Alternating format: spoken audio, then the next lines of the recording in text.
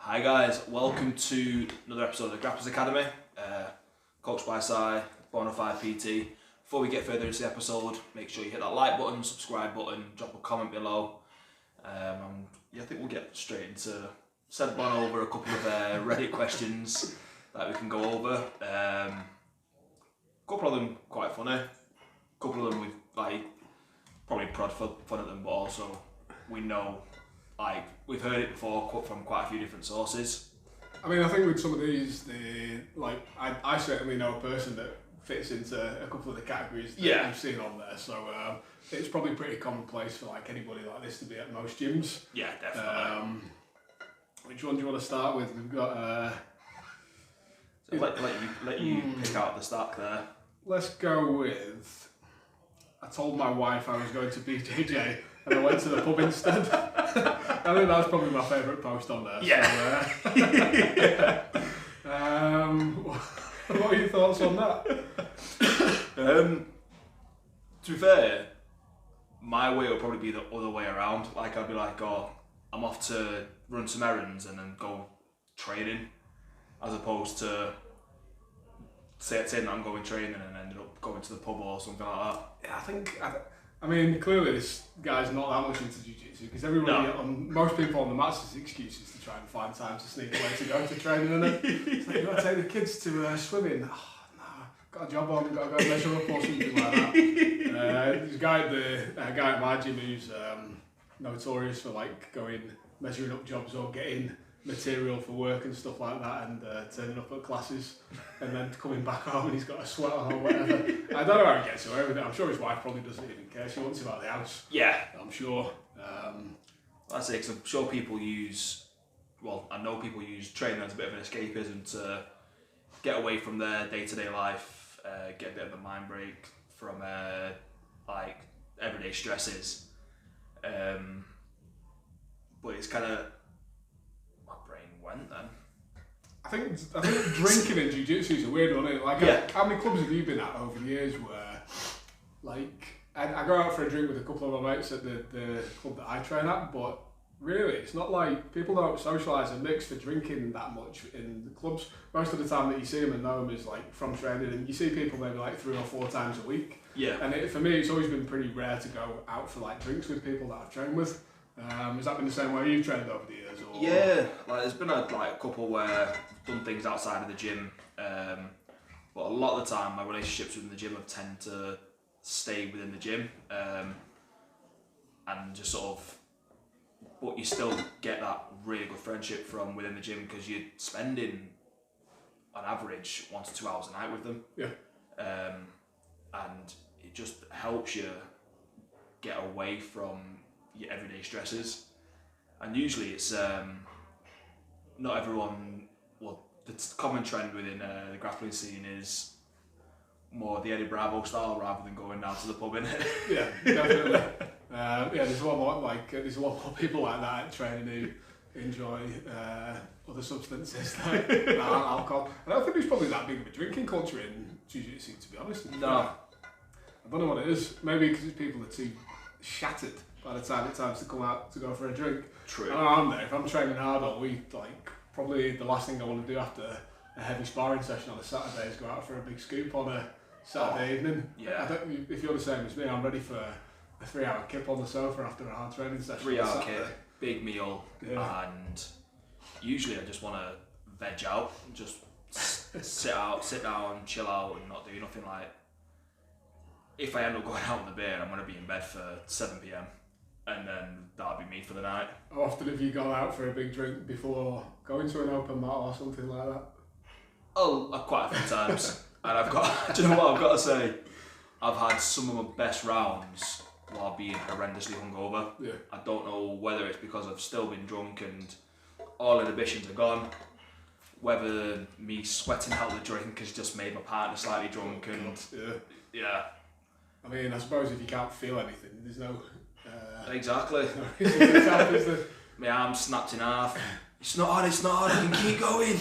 Well, they say that's why drunk people survive car crashes so much easier, isn't it? Because you're just completely relaxed. We went out when Manchester was when Polaris was up in Manchester. We went out we had quite a few drinks there, and we had some drinks afterwards as well.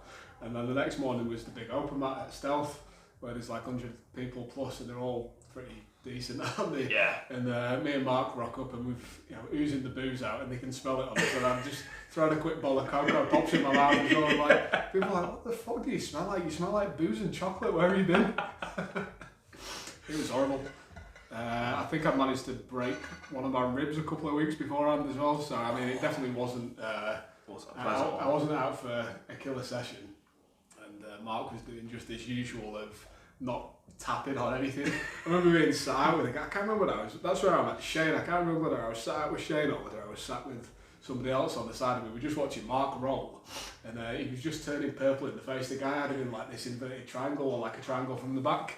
And his face was just turning purple, and he was gargling like he does. And I just sat there completely calm, laughing at him.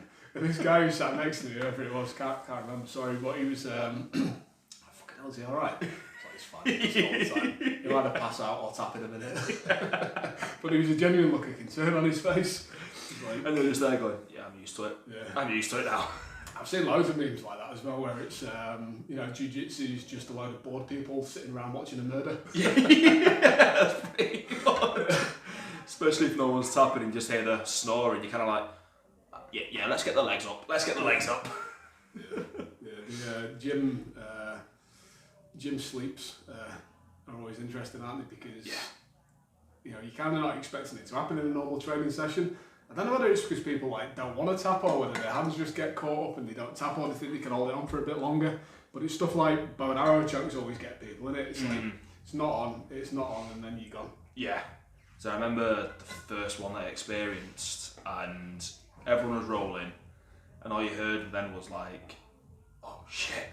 Then just the loud snore. Everyone stopped, looked over, and I jumped up and grabbed his legs, lifted, and I went, keep rolling, nothing to see here. Oh, you did it to the guy?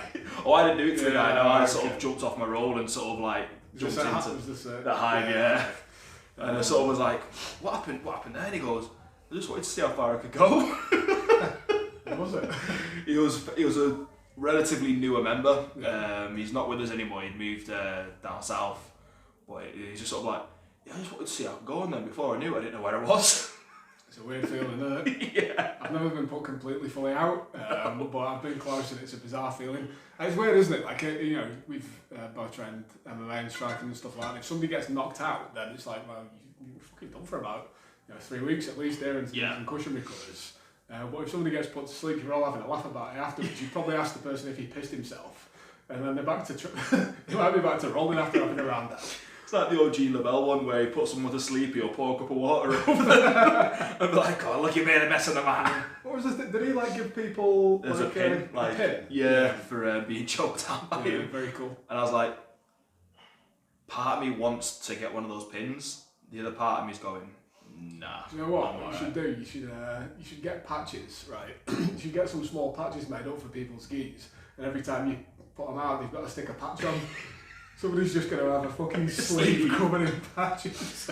Well, there was last week during the gi class, nearly had another sleeper, and one of the purple belts had a collar choke, and you could just sort of see the guy's face where, like, on the bottom he was like going, yeah, I'm just going to test this out where I could sort of find a little bit of wiggle room. And then as soon as he started to put weight through the collar choke, you could see the look of panic on his face. And he was kind of like, oh, what's happening here? And then normally that instant you see that everyone sort of reaches out and taps quickly. And all I saw was this arm sort of sneak out, and then it was like it was just in slow motion trying to find his body.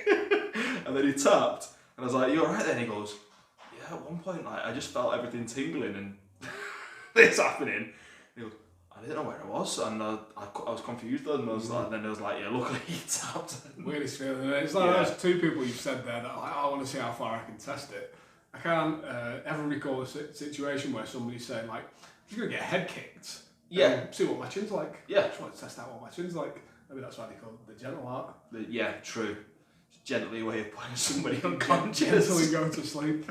That probably ties in quite nicely with the next one actually. What's is it rude to quit mid-roll? I've not read the ins and outs of what this is exactly, but I would say today I had my first bad experience at an open mat. I paired with the guy that was just sitting in the corner and started looking at it like he wasn't comfortable being there. Where does it go?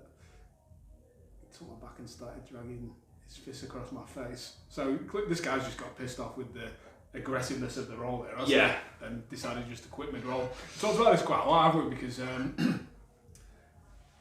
I think most people would probably just persevere with that situation and then at the end go, well, that guy's a dick and I'm not rolling with him again. Yeah. Or if you get the opportunity to get on top, like start dishing it back out. Yeah. It takes quite a bit of balls to stop mid-round and go like, listen mate, you know, you're being a dick. Either we roll nice or we're not rolling. Yeah. I think... so in that situation, I don't think that's necessarily rude to quit mid-roll. No, not at all. Especially if it's not within the... Like, what would you say? You know, it's not within the nature of the sport, is it? You're not like playing fair to the rules if you elbow in and things like this. It's like, yeah, because we do joke about sort of being like a bit gnarly and whatnot, but we know the roles that we can do that with. Yeah. And I know I certainly wouldn't, with my first role with somebody, go in like that. If I noticed a few things that they were doing that sort of hinted that, okay, they're this kind of player, then yeah, I'd happily oblige and I'd just sort of match their intensity. But there's a lot of comments in the thread sort of saying, yeah, that's probably the reason why he was sat on his own, that's why he was not having a role, that's why nobody was talking to him. And it's like, yeah, sometimes those roles will happen and it does take a lot for you to sort of get up and be like, nah, I'm not doing this.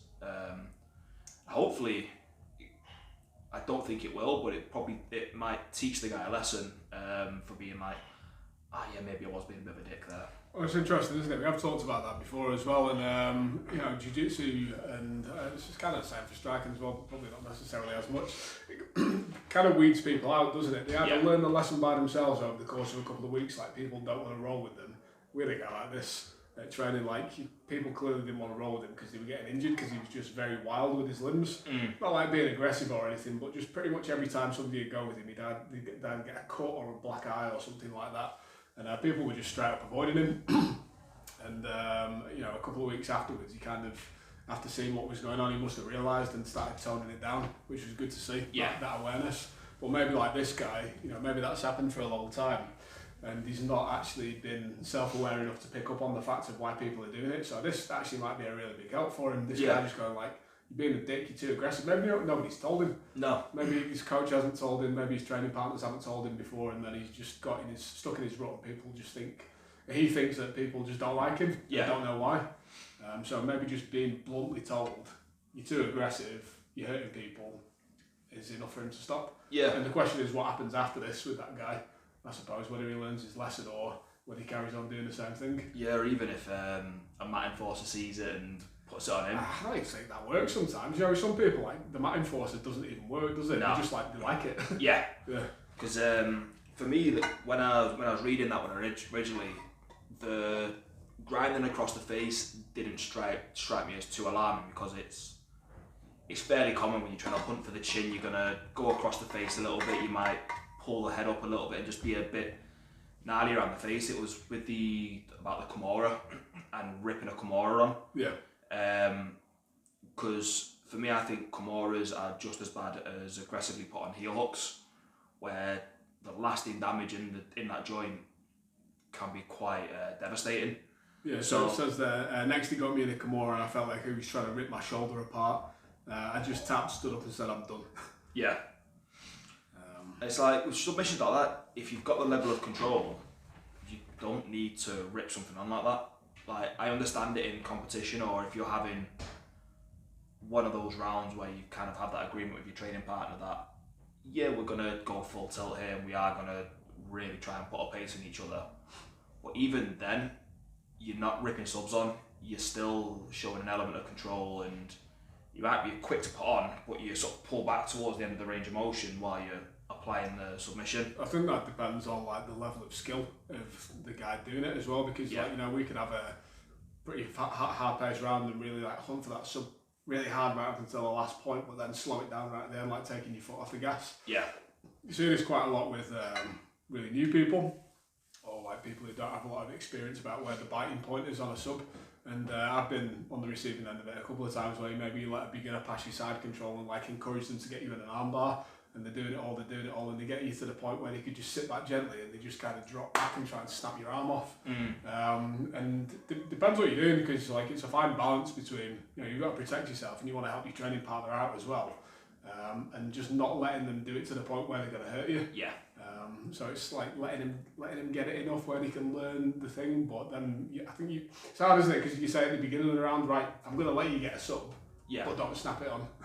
Yeah, and then that you can't really say that, can you? No, because that comes across quite patronising, and they may take it in the wrong way, where you might not mean it in a sort of negative way. They might just be like, well, this guy's a bit of an arrogant prick, and then not really understand why you've said that. So then what's the other option then? You just know that that's going to happen, or like anticipate that that's the most likely thing that's going to happen and just get ready to tap early. Because then that doesn't do a favour either, does it? Because they get into the position of the sub, they don't actually know how to finish it because you've tapped early.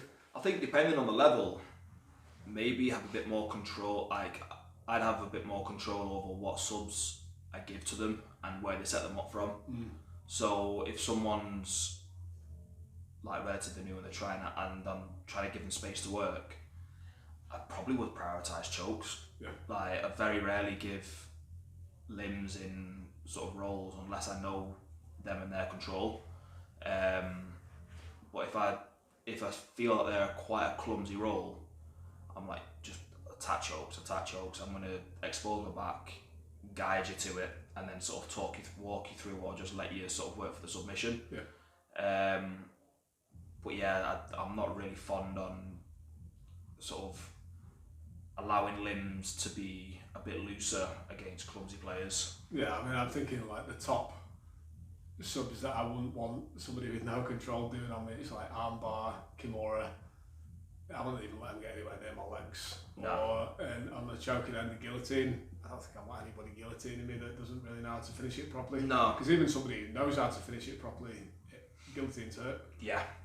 So it's basically just like a naked choke, isn't it? I think with the guillotine, I always blame MMA for the way people apply it. Yeah, it's just take the head and I'm gonna take it home with me and fully extend, and it's like, that's just pulling my head and neck, and when I get out of this, you've pissed me off and I'm gonna really, really get you back. We had a Friday night was good. There was a couple of like the less experienced guys there, like still alright.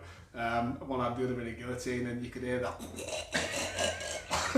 He wasn't tapping, so everybody looked over and you could see his head starting to creep out of the back. He nearly went, but he managed to get himself out of it. But everyone was just laughing because he started gurgling. Like the best sound on the mat, and it's like, yeah. You know, something's about to happen. For years though, like you always get the really loud plays as well, where you get the and everything's a grunt, and you don't know whether like they've hurt themselves or whether it's through exertion or through frustration. You kind of like, so you'll sweep them and you'll hear like, you're like, are you okay? Yeah. It's like, right, just volume down on the voice, because I don't know if I've hurt you or if I've landed something properly. Or sometimes you can get out of stuff by staying silent, can't you? Yeah. And like not giving anything away. And then you think, oh fuck, I'm not good at it. Like I'll either go for something else or try and make a readjustment, and then you pop out. I'll tell you who's good at that. One of the lads at mine, James. He's picked up the name Calamity James from quite a few of the members, because he gets injured, but it's never, like, I think he's had one injury through submission in his whole time of training, but his injuries have sort of been just sort of like non-impact stuff, and he will let you go super deep on something and he just won't react. He'll just sit there to the point of you are really doubting whether you've got something on, and then as soon as you let go and transition to the next thing, you can sort of see the and then you ask him like after the round, it's like, was this close? He goes, yeah, but I wasn't going to give you it. So he lets you get there, or you get it? Oh, you get there. You have to like, he doesn't let you get there. You have to like, goes full on poker face. Yeah, full on, and he's like, I'm not going to give anything.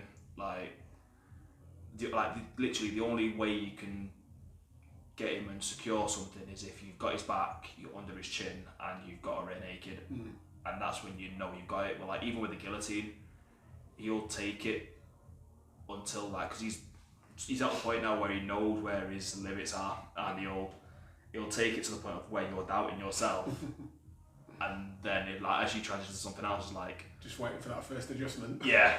And he just gets out. Yeah. And I've got to say, he's probably got some of the best submission escapes that I've come across in a while. It's interesting, isn't it? That's one thing that a lot of guys who are used to smashing in the round or being the more dominant person just don't get the muscle memory for or the skill acquisition for. Yeah. Just because they're never put there.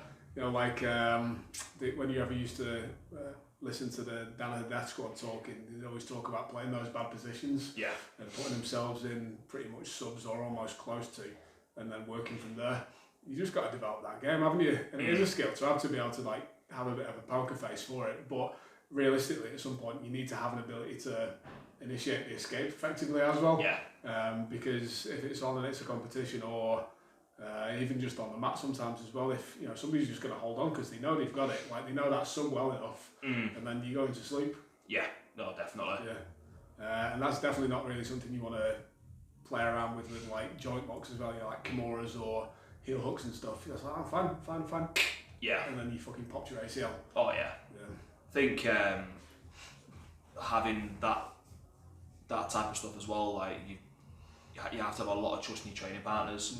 So you probably won't play it against somebody who just snaps on submissions, but people who will have that level of control. And something that I do as well, where I might get you in a full armbar, but I'm not gonna fully hyperextend it straight away in training, because I want to see where your escape routes are, and then it also works on your submission escapes, but also it lets me come up with plan B, plan C, plan D. Yeah. How can I shut down this way? How can I shut down that way? Here's how this transition works, and it makes both players better without the round ending so quickly. Agree with that.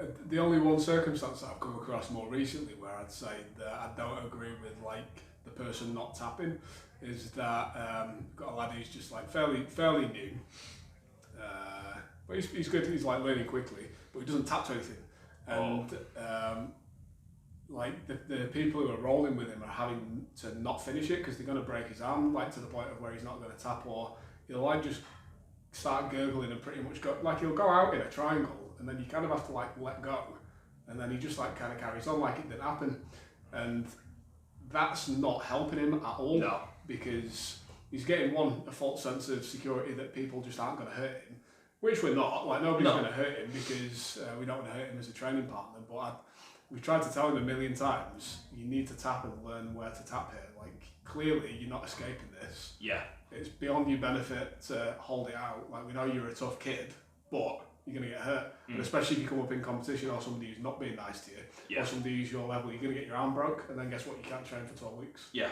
So, I don't know whether you've ever come across anybody like that, but I think the lesson's starting to sink in a little bit now, but I don't know whether it's a bit of ego or just a false sense of skill level or something. I don't know. I'm not sure. I reckon a good old scaffold is a low risk injury, is a low risk submission where you start to learn to tap. Maybe because this kid's not bothered, mate. Is he not? No amount of pain, going to sleep doesn't bother him. Bloody hell. Even the feeling, that sensation of drowning. He doesn't tap. Heck. I don't know what I do with that. Because there's only so there's much. no way to teach a lesson. No. Probably until he gets injured. Until he gets injured. That's annoying. But nobody wants to injure him. No. How old is he? 17. I still think he's invincible, don't he? It's a good injury. Put a set of gloves on. Yeah. I don't think he can, mate. I don't think you can get your blue belt until you've had your first injury anyway, can you? No, that's a rite of passage, that. So you've got people hovering on blue belt, you're not injured, mate, I'm going to have to fuck you up. What do you want, ACL or shoulder? Yeah, so which joint? Which one? Are you left-handed or right-handed? I'll use the one that you don't use the most. Yeah. What's the last one we got here that you sent me? too fat for BJJ. But this guy's short. 5'3" and 200 pounds. What's he going on about? So, I mean, there's a lot of heavy guys in jiu-jitsu, isn't there? But I think the difference between being heavy and not being able to move and having like low athleticism versus being heavy and having like good control of your body is the biggest difference maker in jiu-jitsu for heavy guys. Yeah. I've rolled with guys that are just heavy and just act like lumps, and I've rolled with guys that are like heavier and probably overweight as well that can actually move really well. Yeah. And there is a big difference in the way that they apply pressure. They've got to be heavy, even if they're not trying to put all of the pressure onto you in certain positions, like crossface or scaffold or something like this. But there's certain points where you have to apply pressure. Yeah, but the pressure that they're applying is pressure and not weight. Yeah. I think that's a difficult thing to distinguish for somebody who's lighter, who's used to being on the receiving end of pressure from somebody who's bigger.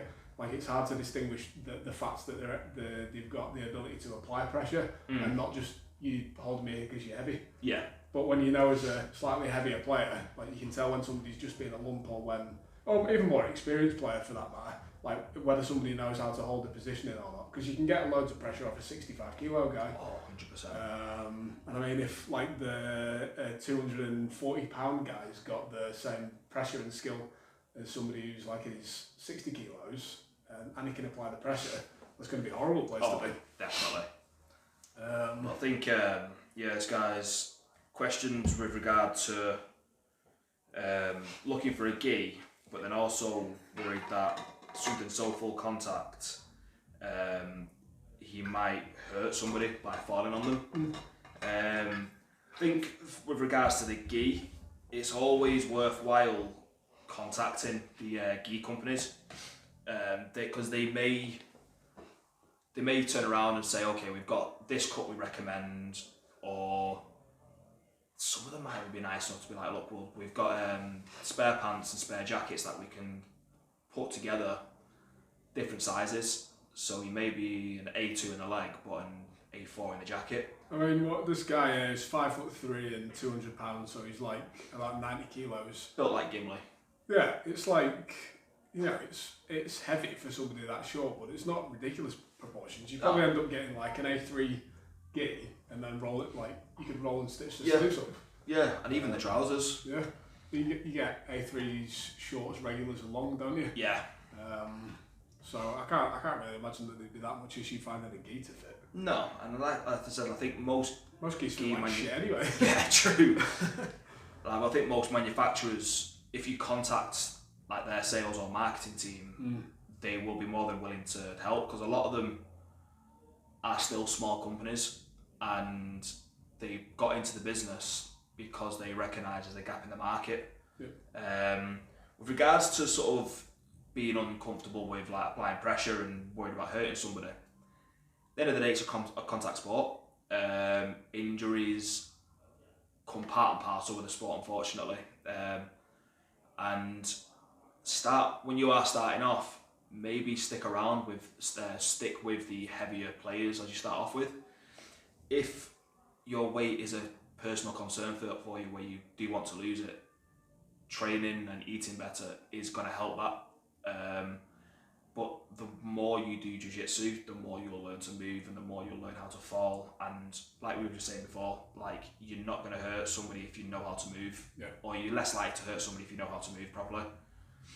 Yeah, it definitely does depend what your level of body control is, and jiu-jitsu is great for developing proprioception.